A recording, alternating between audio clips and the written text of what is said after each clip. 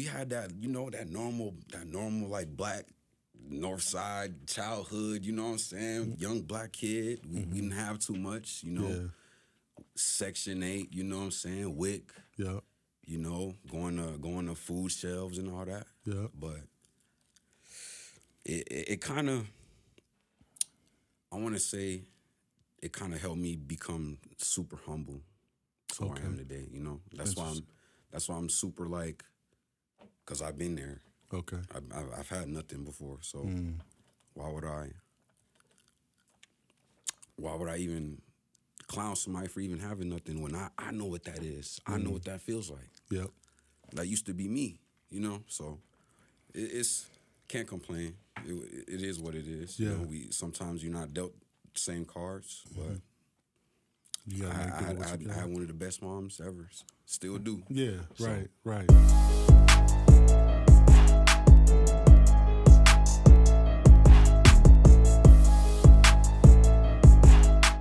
Yo, what up? It's your man, Mr. Dean, a.k.a. Cross. You're listening to the Man Up Club Presents on Holy Culture Radio. Y'all know what it is. The Man Up Club is a mentor leadership organization for young black males between the ages of 13 and 24. We mentor in life skills, social skills, academic discipline, civic responsibility with three main goals: to keep young men, to get them to graduate from high school, keep them out of the prison pipeline, and to get them to go on to college and have a trade after high school. I got one of my Man Up members here from many years ago, Mr. Leon Payne. What's up, man? How you doing? I'm doing good. Good. It's been a long time since you and I really had a chance to like sit down and talk. How you doing? I'm doing good, sir. Yeah, it's been like 12 years or something. Has it been like that long? It's been a long time, I think. When was you in the Man Up Club originally? When you start? I think whenever your first meeting was, that was the first one. So I was there for like that first one. How old are you? I'm 25 now. Okay, so it would have been it probably would have been the first one in North Minneapolis. Yeah. The first one was in 2012. So it wouldn't have been that long. And then we started as a nonprofit in 2015. So it probably was 2016. Okay. Probably somewhere in there. Maybe. But it's been a long time. Yeah, it's been. You done came through the program. Now you're an adult, 25 years old. You laughing? That sound funny to you? Yeah, because it's crazy now. Like I was just like 16, like yesterday. 2 years ago. Right, exactly.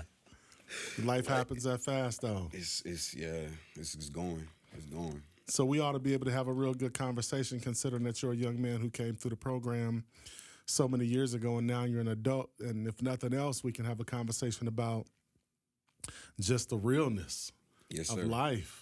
Yes, sir. And what it's like out there. Life is too real. Yeah. It's realer than I thought growing up. So. Exactly. And the thing is, when you were in the Man Up Club and we were talking about all the things that we were talking about as far as like developing young boys and the young men of character and all the lessons that me and JC was teaching, you guys. And I remember JC. Yeah. He's in Dallas now doing his thing. Yeah, and he's got his master's degree. Okay. So, yeah, he's doing his thing, man. We never taught anything that we didn't do ourselves. So, we stayed on the grind, and since you were in the organization, obviously we got a whole clubhouse downtown, and you got a chance to see the facility. Oh yeah. Yeah, what you think about that? Beautiful. Came a long way from church. Yeah, and table and chairs, right? Yeah, tables and chairs. Yeah, in the church. a lot of times people don't know what it takes to be successful and to be one thing, in order to be successful, you got to be consistent. Oh yeah. You feel me? And you gotta stay the course and stay the path. And I remember you telling us, like, this is just what we starting off with, but one day we gonna get to here. Exactly. I remember you saying that, and I saw it. I'm like, man, he was right. Yeah. He was right. And that's what it takes, man. That's what it takes to be successful. Like you gotta coach yourself up. You gotta talk to yourself. These are things that we had to do. I had to coach myself up. I had to talk to myself. I had to encourage myself. I had to cut off a lot of people that wasn't really pushing in the right direction. You feel me? all the things that we really gonna get into. You feel me? But yeah, we built it. We built the Man Up Club. We built the facility, and now we have it. And now we're just trying to take things to the next level. It's interesting to see things come full circle. And when I say full circle, I'm talking about you guys that are coming back. You know, several guys are trickulating through, you know, that started out with us like 10, 12 years ago. Oh, yeah. You know what I'm saying? That's so dope. Yeah. I gotta meet him. We gotta like, I don't know, like have something to where it's like a reunion. Yeah, a reunion, like a members reunion or something. All the old members reunion. come on. Everybody if you was ever in the club, come on. Yeah, you know what? I think we should do that because, and as a matter of fact, I think we should do it next Thursday because we're having our open house next Thursday. And Selena told me about that, so I definitely want to attend. So I'm going to attend that. I'm definitely. I'm gonna make a note of that to talk to them about making sure we reach out to everybody who was used to be in the Man Up Club before over the last 15 years and see if they just pull up and come through and talk to some of the new members and the young men and what have you and. That'd be so share dope. Their stories and that'd be so dope. That'd be clean, wouldn't it? Yes, it would. Yes, it would. Yes, it would. That would be a lot so of dope. impact in the Twin Cities when it comes to the Man dope. Up Club, man. So let's talk about you, man. Let's bring the people up to speed, man. You know, tell me about your childhood. What was your childhood like, Leon?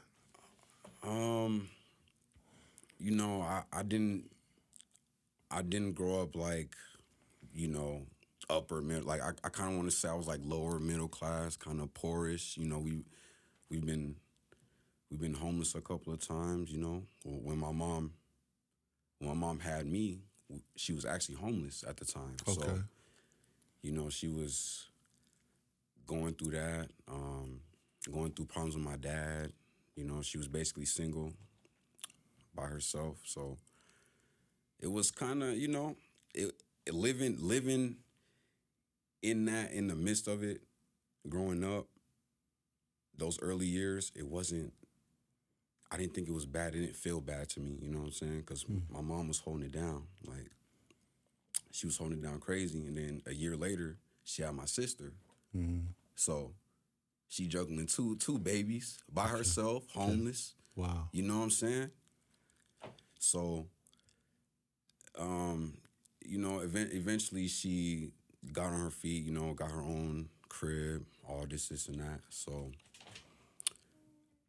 we kind of, I don't know, we had that, you know, that normal like black North Side childhood, you know what I'm saying? Young black kid. We didn't have too much, you know. Yeah. Section 8, you know what I'm saying? WIC. Yeah. You know, going to food shelves and all that. Yeah. But it kind of, I want to say, it kind of helped me become super humble to where I am today. You know, that's why I'm super like, because I've been there. Okay. I've had nothing before, so why would I even clown somebody for even having nothing when I know what that is. I know what that feels like. Yep. That used to be me, you know. So it's can't complain. It is what it is. Yeah. You know, sometimes you're not dealt the same cards, but you gotta make do what you I got. had one of the best moms ever. Still do. Yeah. So, Right. Yeah. I mean, well, there's a lot of good things that can come out of hardship. You know, the thing about hardship is to endure. She never gave up on you. Never. You know, never quit.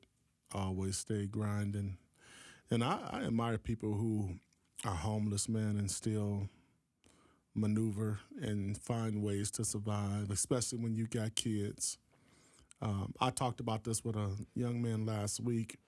One of my good friends, is Devon Franklin. And he has he produced a film called Pursuit of Happiness, featuring Will Smith. You know, you know Will Smith, right? I do. Okay, yeah.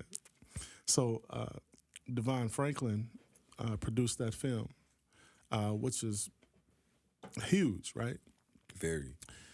But the storyline behind that of Will Smith being homeless, you know, him and his son. You know, I remember times where in the film where he was sleeping in the bathroom and he painted a picture for his son that they out somewhere adventurous, you know, just to shield his son from the hardships of, you know, that homeless lifestyle. you know, and what that's like every day and trying to, you know, get there to get to the shelter, you know, what have you. But, you know, I just think that's a story of a lot of people who are homeless, that they're always in pursuit of happiness, trying to find better for their kids. And when I hear you talk, it kind of takes me back, you know, to that pursuit of happiness story, man, of, you know, your mom grinding, not having much, but just still just making it happen. And now, I mean, you know, you're not homeless now. Yeah. You know. Yeah. So there's something to be said for that. You know, the spirit of a person who goes from being homeless to actually making a living for themselves and their kids. Yeah. Your father wasn't around, though. He wasn't around at first for a good amount of time, and then he kind of like popped back in, and then like was been like in and out ever since. But like now, like I'm cool with my dad now. We don't really talk, but you know, like he's doing his thing, I'm doing my thing. Yeah. I love him, respect him. Tell me about the relationship with your dad. Like, how was that growing up? Walk me through that. So, like, kind of like the early years growing up, he wasn't really around. Never would really hear about him.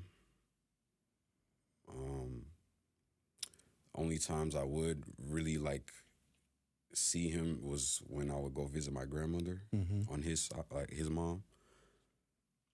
But other than that, like him and my mom didn't really like get along.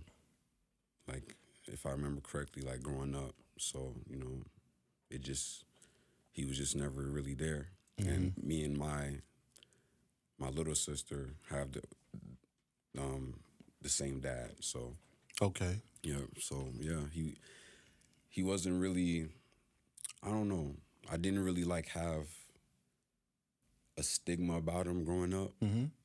I didn't really understand like the dynamic, what was going on. I just wanted my parents to just be okay, you know, like, Sure. you know, what are we doing? Yeah. I thought we loved each other, you know, but it is what it is, you know. Yeah. No love lost from my end. No, you know I feel what I'm you. saying? I feel you. And so, you know, where was he at when y'all was homeless? It's just absent, huh? No clue. Yeah. No clue. Okay. Have you ever had a conversation with him about that? That specifically, no. Ever thought about it? Never crossed my mind. Okay. Yeah, I find that interesting. Because now you're a man. And Yes, you've been, yeah, you know, I just, for me, I didn't know my dad. But the one time that I got a chance to talk to my dad, which was when I was probably 18 in college, I had a lot of questions I needed to ask. I bet. No, I did. And I asked 18 him. years of questions. Yeah. Yeah. It's interesting, man. It's an interesting dynamic when it comes to father-son relationships and, you know, parents breaking up and what have you, and what the child goes through and all of that kind of stuff. So, you know, a lot of times kids be thinking it's something that they did. Yeah. You know what I'm saying? That was a big problem I had growing up. Yeah. Thinking that it was your fault. Thinking everything was my fault. Yeah. Yeah. And that's the kind of things that need to be addressed as you move into, you know, adulthood and think about starting families of your own and what have you. But yeah, man, so we're talking about, you know, you and your dad, the relationship with you and your dad. So, you know, you and your mom and your sister was homeless. That's a tough time for you growing up. So, like, during those times, like, were you afraid, or were you just kind of thinking that, you know, we're going to be all right? Or, you know, I don't know what it's like to be in that position. A lot of people in the world don't know. It was more so like,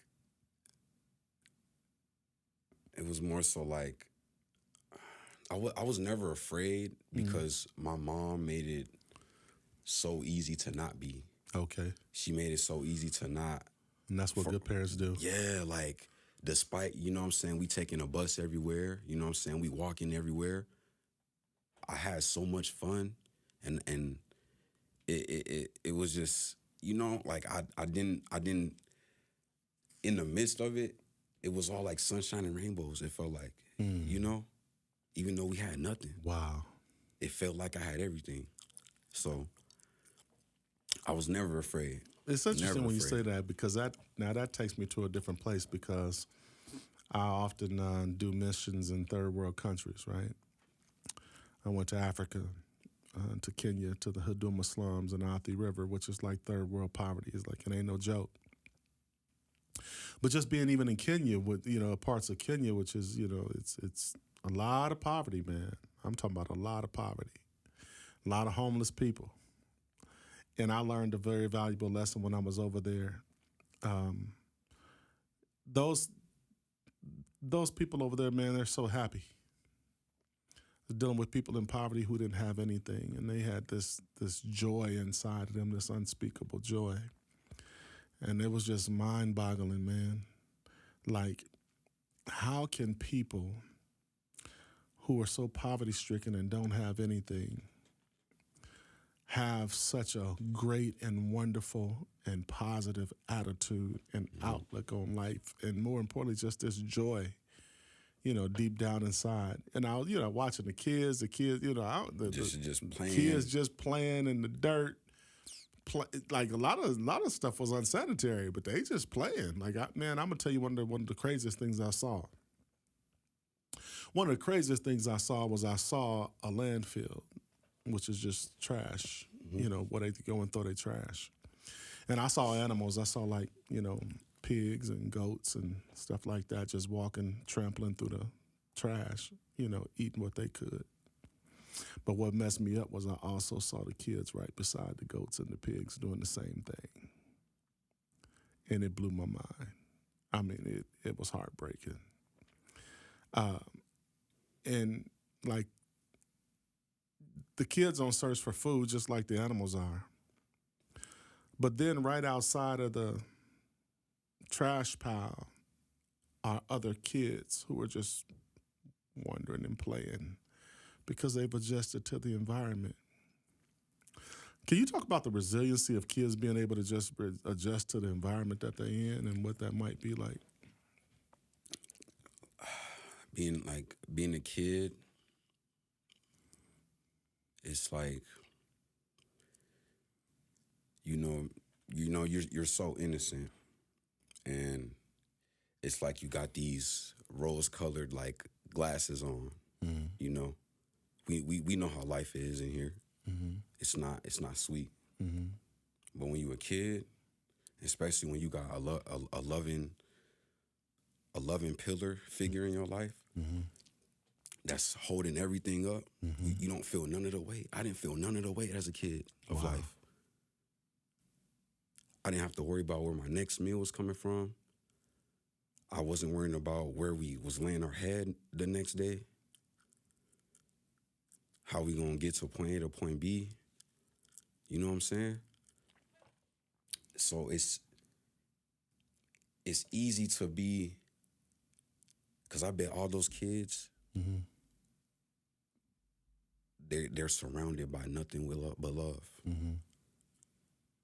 Mm-hmm. So they don't feel their environment. Yeah. Because their environment, they're wrapped around all this warmth, and even though we can clearly see it's cold outside. That's what my mom was. Mm. She was Atlas for me, holding up the world. Yeah. Just so I could be happy. Right. You know? Isn't that amazing? It's I can't even like fathom it. Mm. Like, and she was still able to smile and hug us and love on us. Mm-hmm. And I'm older now, so it's like, dang, she was dealing with all this on top of two little ones. Yep. Ripping and running around like okay, nothing going on. Right. You know? Right. So yeah, it's that they make it easy. They make it easy, but it's not easy. That's the crazy part. Yeah. And I want to clarify when you say they, and when you say they, you're talking about loving parents. Loving parents. Yeah. It's amazing because that's the way God does us. You know what I'm saying? You know, that's what Christ did. You know, dying on the cross for our sins, man, and all the sins of the world, just protecting us from all the, just call it the BS. You know, going through it so we ain't got to go through it, or going through it and he's suffering all the pain that we're supposed to take. Mm-hmm. It's interesting how parents can insulate. You talked about this warmth, that's insulation, insulate themselves. How parents can insulate their kids from the pressures of the world. You feel me? Sounds of Blackness got a song on their album called From America to Africa called Pressure, The Pressure. It's one of my favorite songs, but it kind of talks about the pressures of the world, how it just kind of weighs in on you. But you got a comforter, somebody to still keep you solid when you're going through those storms. I like your analogy of the atlas, the weight of the world on you. Yeah, man, I just think that is amazing, and I wanted to highlight that because a lot of kids don't know what their parents put up with and go through just to make sure that they have a good life or what have you. And then when young men or kids in general don't take those opportunities that are given to them, it's really disheartening to the parents because they be like, man, you have no idea what I sacrificed for you. You have no idea what I went through for you to get these opportunities. You want to speak to that at all? So I can definitely speak on this. Like, so, you know, growing up, my mom, of course, wanted me to do good in school always. You know, every good parent wants their kid to do good in school. But me, I was kind of like, I wasn't a troublemaker, but I would just not do my work. Mm-hmm. Like I was like, I don't feel like doing it. Nah. You know, and that followed me all the way, all 12 grades up until I was a senior. And it almost caused me to not graduate. Mm. Okay. You know, year after year, I was procrastinating. And my mom was in the back, you know, trying to be, you know, you gotta get good grades. You gotta this, and that. And I failed to walk the stage with my peers because of that. Mm. And I've never been so disappointed in myself, like, for failing my mom. Okay. You know? Because I know how proud she would have been, like, if I was walking across that stage. She would have been the loudest parent there, like. But at the time, I kind of felt like I robbed her at that moment. Because she spent all these years, you know, trying to keep me on the right path, and what I do, I don't care. So, yeah, it can't be a good feeling. Mm-hmm. It can't be. Like, you're doing everything you can, and you shielding them, you know, you blocking them. All the bad things. Boom, boom, boom, boom, boom, boom, boom. And they still choose this path. Mm-hmm. And it's that, you know, that's just one example. Yeah. You know, that's school. Mm-hmm. You know, it's a couple of things my mom told me, like, hey, you shouldn't do that, or you shouldn't do this, do that. I did it anyway. Mm-hmm. Came back and bit me. Mm-hmm. So, you know, it's just about listening. And it's a respect thing, too. Like, yeah, it's definitely a respect thing. It's a respect thing. And I respect my mom to the highest degree. So, you know, that's why everything she say now, I'm listening. Yeah. I've been through enough to where it's like, yeah, if mama say don't do it, I ain't doing it. I ain't touching it. Yeah, one of the things I've always told my kids, man, whenever we run into those hard issues where we can't agree or whatever, I've always gave them this statement that life is the greatest teacher. It's like, okay, if you don't want to listen to me, you don't want to listen to your mom, you think you got it all figured out and you want to do it your way and you don't need no help and, whatever. It's like, okay, I surrender to life because life is the greatest teacher. I personally had to learn that at a very young age. I learned that so young. Because life doesn't discriminate For nobody. against anybody on any level. It is what it is. And if you make bad choices, you got to deal with that. You know what I'm saying? The other thing that I want to say about that, though, is like, first of all, millions of parents around the world are dealing with exactly what we're talking about. We're just kind of trying to pave the way for their kids and then kids not making the best decisions. And I think that parents really do all of that and make that investment, man, just for a series of small moments. And you talked about, you disappointing your mom, but that was, she just wanted that moment. She did all that for that moment to see you probably walk across that stage or whatever. You feel me?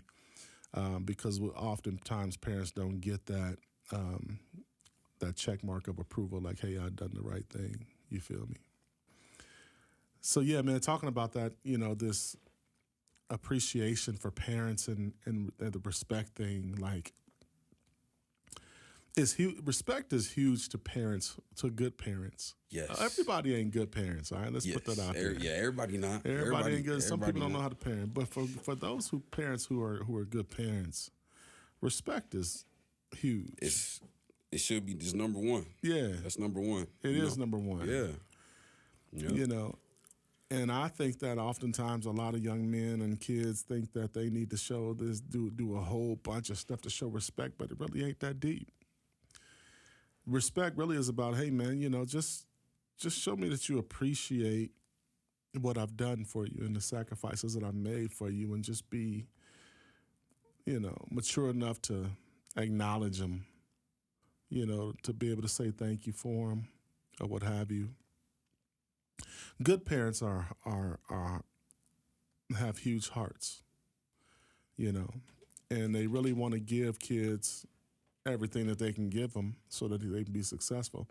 And the majority of parents really want their kids to supersede, whatever it is that they've done in life. That's what really makes a kid proud. I mean, a parent proud, and so when you get those moments, you have to take advantage of those moments. I know, like you said, that, and I can see it in your face. A lot of people can't see you, but they ought to be able to hear it in your heart, when you talk about this particular moment where you felt like you robbed your mom of an opportunity. But the thing is, as long as your parents are still living, you always get a second opportunity to make it right. You do. You do. So let's talk about you making it right. You went through the Man Up Club, bro, and you got some good lessons there, some good teachings there. We always talking about trying to turn young boys into young men and make them responsible, and to get them to do the right thing and to get a job and to stay out of trouble, go to school, get a trade, like move through life progressively. You know what I'm saying? Talk to me about how the Man Up Club, if at all, I'm not assuming, that's just going to assume that it did, but if it did have any impact on you, how so?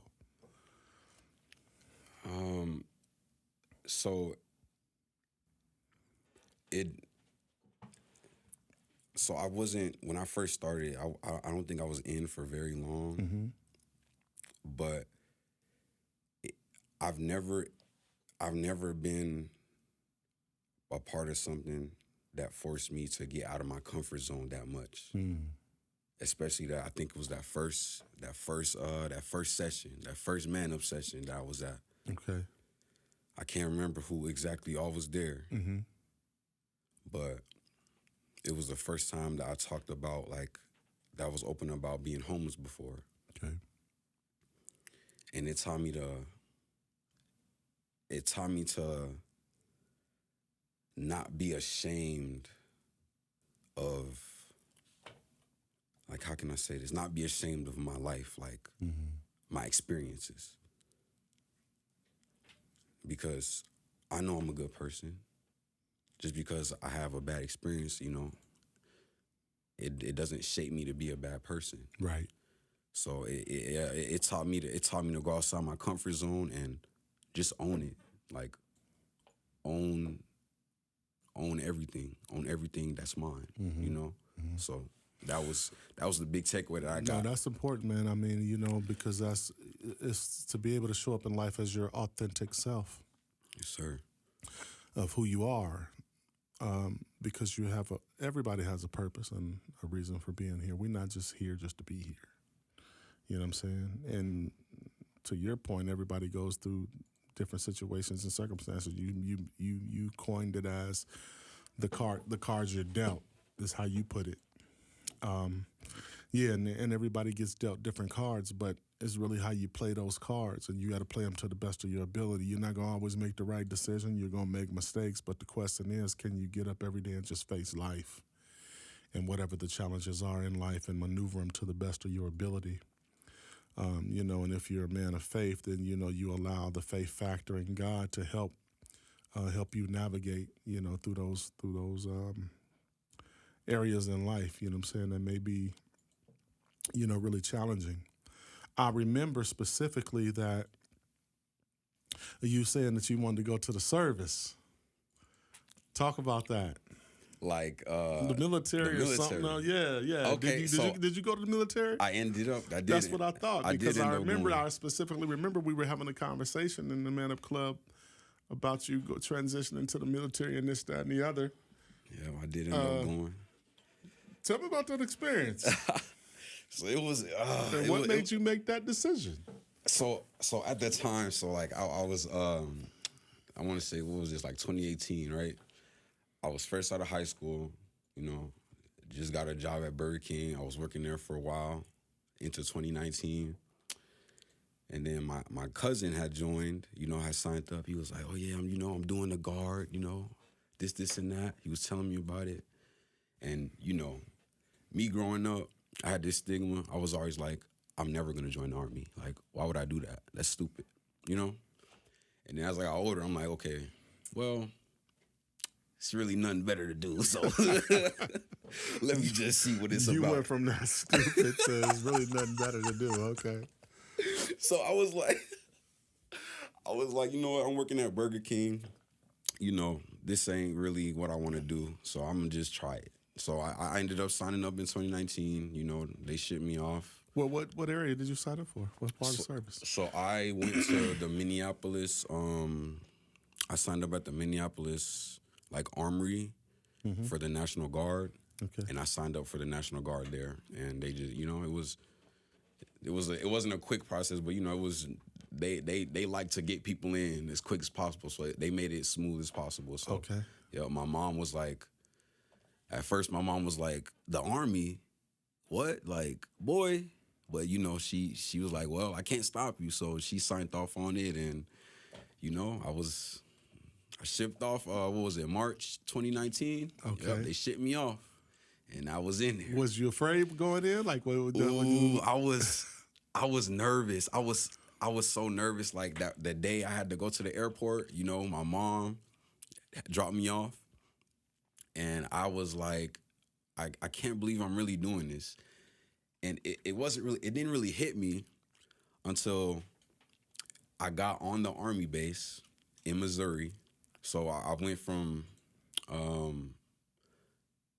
I took a plane from here to Missouri to go to Fort Leonard Wood. That's where my training was at. My brother went to Fort Leonard Wood. Fort Lost in the Woods. Y'all know. Anybody that went to training there, y'all know Fort Lost in the Woods. But when I got off the bus and I seen the drill sergeants in the hats, I was like, okay, this is real. And then they started yelling. They started yelling at us. Get in there, da-da-da-da. I'm like, okay, is this what I wanted? Is this what I really wanted? I know, right? But, you know, I was like, well, I'm here. So, you know, I got through it. And then 6 years later. Wait. You can't just skip 6 years like that, bruh. No, I'm just... These young men got to know what's out there. You got the plug. You got the inside info. So you got off the plane. You ran into the drill sergeant. Ran to the drill sergeants. They was so like walk us through. So okay, so when you walk us through what it's like for a young man going into the military. So when you first get when you first get there, it's the reception. They got to get you in their system. You got to go through. You got to get the shots. You got to get your uniforms. They doing all this over the course of a week. So you get in their system. They shave your hair off. Ooh wee, it's like I'm like I don't. It felt. I don't know what it felt like. It felt like I don't know. Felt like jail a little bit. I'm like, bro, what is this? Like, we in lines, you know what I'm saying? But yeah, they say everybody. It was people crying. They shave all the male's hair off. You gotta get your shots. They draw your blood, everything, and then that's really, people will tell you that's the worst part. Okay, that's really the worst part. Mm-hmm. It's just super boring. It's the fear of the unknown. You don't know what's coming, and then one day they're like, all right, your drill sergeants are coming to get you. You line up, the buses come, they hop off. They all got their hats, Y'all all standing in the line. What's it called? At attention. Feet to heels touching right here, and you just looking forward. And they just inspecting everybody, going down the line. Wow. All right, get on the bus. Everybody's on the bus. You carrying all your bags. Everybody got 3 bags worth, and you just sitting on the bus, and it's a quiet ride. You can't talk nothing. It's about a 15-minute ride, and it's on purpose. It gives you time to, just the unknown starts festering, and you start like questioning, like, is this really what I wanted to do? Is this really what I signed up for? That was my thoughts, So. Once they get you there, it's called the shark attack. That's they just throw you in the fire. They stand up, everybody get off the bus. They cussing, they coming at you crazy. They this and that, and it's like 50 drill sergeants down the street, and you got to run to your place. Everybody yelling, da da da da da. As a civilian, you ain't never been through nothing like that. So you don't, you ain't never had 50 adults yelling at you. So it's just like. It's people falling. You try to help somebody. Don't help them. Go. Okay. It's just like, right. okay, well, yeah. So it's a breaking down process, because you're a civilian. You're used to, going to McDonald's or going to the movie theater or going home and playing a game, doing what you want to do. No, you're going to do what we want you to do, and you're going to do it right now. Let's pause right there. I'm going to bring you right back. So you're falling down. You can't go to McDonald's like you normally do. Keep going. So yeah, it's basically the whole process, of basic training is to break down that civilian side of you, So they gotta go against the grain of all of that and like shave it all down, because that's not what they want you to be, So they're in your face. They're downing you. Anything wrong. If you do something wrong, push-ups. That's the main thing in the Army.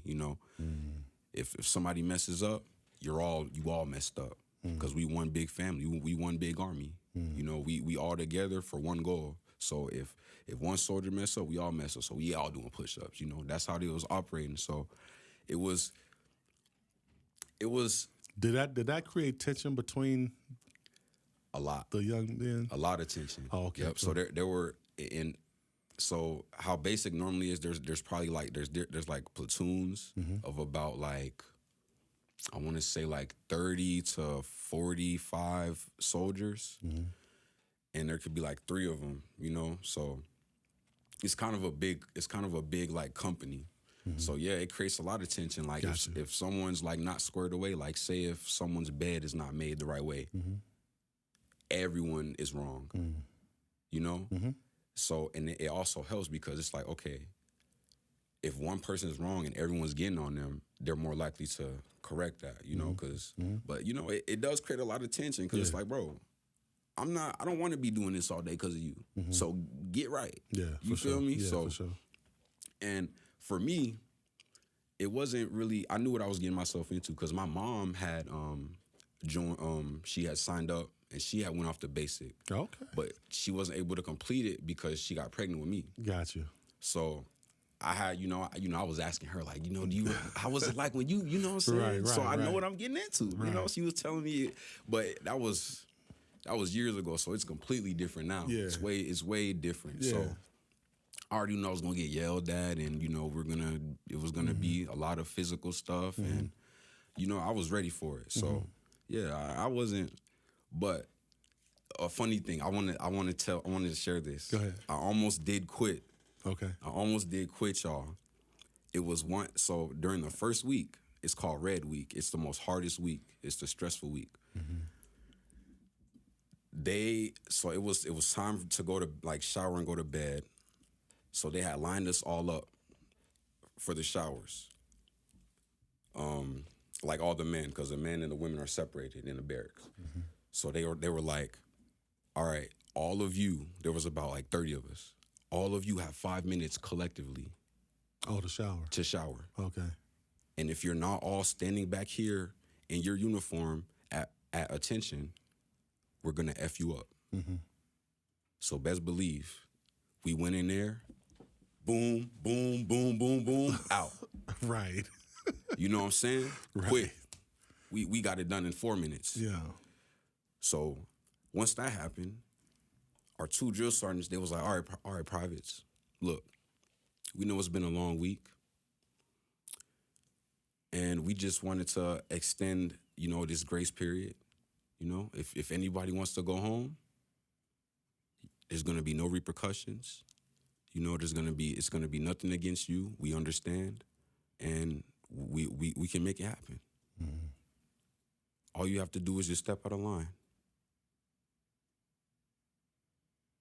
And in my mind, I was like, okay, I'm not going to be the first one.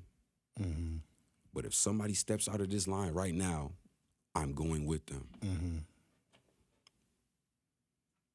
And I waited, and I waited, and nobody stepped out of line. Wow. So that made me like kind of take a step back, like, okay, I guess I'm doing this. Right. So the crazy part about that is when we got dismissed to our beds, we were free to talk. We all talked about it, and everybody else had the same thought I did. Waiting on somebody else to step up. Waiting on somebody else. Man, that's a hell of a point you just made. Everybody's waiting on somebody else to step up and quit first. And if anybody had stepped up and quit first, they'd have had all kind of people behind them, but nobody did. But nobody stepped up. Wow, that's profound. I can build on that in the Man Up Club. I can use that. Yep. So that's why I got through them 6 years. Yeah. So you did 6 years. Yep. I did my 6 years. Yep. I signed a 6 and 2 contract. So basically, it's like 6 years of like the regular service. Like I go to my drills. I'm in the mix, and then after that, I'm basically on like a list. And say if like something happens and they need more soldiers, like in the state, they can call me and I have to go help. But other than that, I'm kind of get to do what I want. All right. Well, I gotta let you know I'm proud of you, bro. Thank you. No, for real though. And I don't know how many people have told you that, because I know we don't get told that often as young black men, but yes, sir. Proud of you, bro. Thank you. To be able to make a decision as a young man, go in and finish it. That was one of the things that we always taught in the Man Up Club, that if you start something, you finish it. Yep, and I finished it. Oh, yeah. I finished it. Yeah, and that's dope. Yep. Like, so now, let's wrap up with talking about what's life like for you right now. How's life for you now? You know how the economy is. I got my full-time job. I'm paying my bills. Yeah. But like it could be easier. Could be easier for us out here. It's a lot of outside forces that don't want to see people happy. So I'm just trying to make sure I'm good. My family's good. We just kind of, I don't know. We're trying to just kind of just trying to make sure we're okay in the moment. You know, we're trying not to think too far ahead because you know it's we don't know how, you know, you see what's going on in the world. You see what's going on. Yeah. So we're just trying to keep our head down, you know, stay afloat, and just stay on the right side of the path. You know, just stay good people because it's not hard to stay a good person out here. Despite what's going on. I feel that. You know, I feel that. Speaking of which, man, I took a vested interest in your younger brother, Amari. That's my guy. He been with us for a minute. I just told him the other day, I'm like, hey, man, listen, I'm finna start mentoring you personally. I see some areas where I want you to grow, and you got some potential to develop into a fine young man. Yes, He's does. so polite, man. He is, and he didn't used to be like that. Really? Yeah, he didn't used to really. You know, it took a lot of discipline to get him there. Yeah, but it was always there though. You know how kids are. They gotta kind of grow into that. And he's growing into that well. Like he's respectful. You know, like he's chill. He's not into all the rah rah. You know, he's not with all that. Yeah. So yeah, I love him. I love him. Yeah, love him a lot. Yeah, that's important, man. That's good because you know the influence of an older brother, it can make or break you. A kid. You know, we were just out. When I say we, I'm talking about me and some of the Man Up mentors were out here recently, man, and just kind of recruiting and going to the homes of some of these young men, and it's really sad to see what's kind of going on in people's houses. You know, and young men just disengaged and caught up in the wrong thing, man. You know, caught up in the gangs and sitting around smoking weed all day and, you know, on the phone most of the time, just finding games on the phone and not even really not making the grades in school.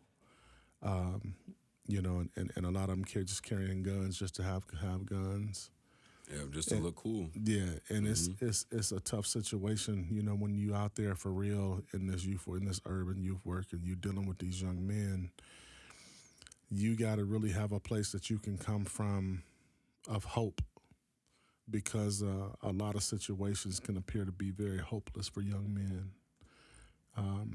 And a lot of influence comes from big brothers. You feel me? Like, it's huge. And if big brothers could just make the right decision, their younger brothers would be quick to follow. Oh, yeah. You know what I'm saying? Yeah.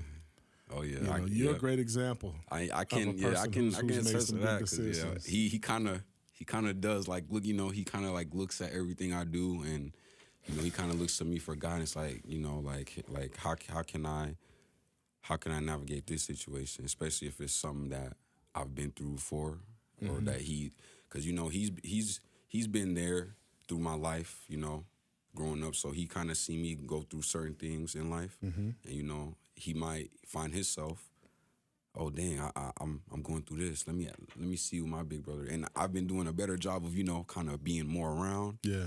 Popping up more, you know, just saying what's up, just being around. Yeah. Because, you know. You've been at the Man Up Club lately. Yes, sir. I like that though. Yes, sir. I like to see that. That's so important, bro. You have no idea how important it is for you to pop through like that. You know, and one, just to be connected to the program, and then, you know, because you got a younger brother in there, like that's probably the greatest mentorship that you could ever give somebody. You feel me? Because you family. Yeah. You his brother. You know, and I'm expecting some great things from him. I'm also expecting some great things from you. You know, your journey ain't over. You got a lot to accomplish. Yeah. Still, you know. But I appreciate you, you know, being on the program, man, and you know, like I said, I'm proud of you. I want you to keep going. Thank you. Sky's still the limit. You know, hard times gonna come. You know, but it's how you navigate them. And I'm preaching to the choir when I tell you that, because anybody who's been through the military and been there 6 years, they understand the ebbs and flows of life. Yeah, you feel me? So I want to appreciate you for being on the show, man, and stay connected with us and continue to grow with us. No problem. And just be a part of what we're doing. Thank you for having me. You feel me? To be honest, yeah. I was excited. I was nervous but excited. So yeah, I'm glad I got to do this. So thank you. It's the greatest feeling, man. Just to know that you could help somebody just a little bit, bro. You feel me? And to see you grow up from being a young boy. Can I shout out my mama? Absolutely, please do. Shout out my mama. Her name Eureka. you know, and as y'all know, it's Breast Cancer Awareness Month. So, you know, tell anyone you know that's been through it or is going through it. Tell them you love them. Go show some support, and yeah, love you, mama. There it is.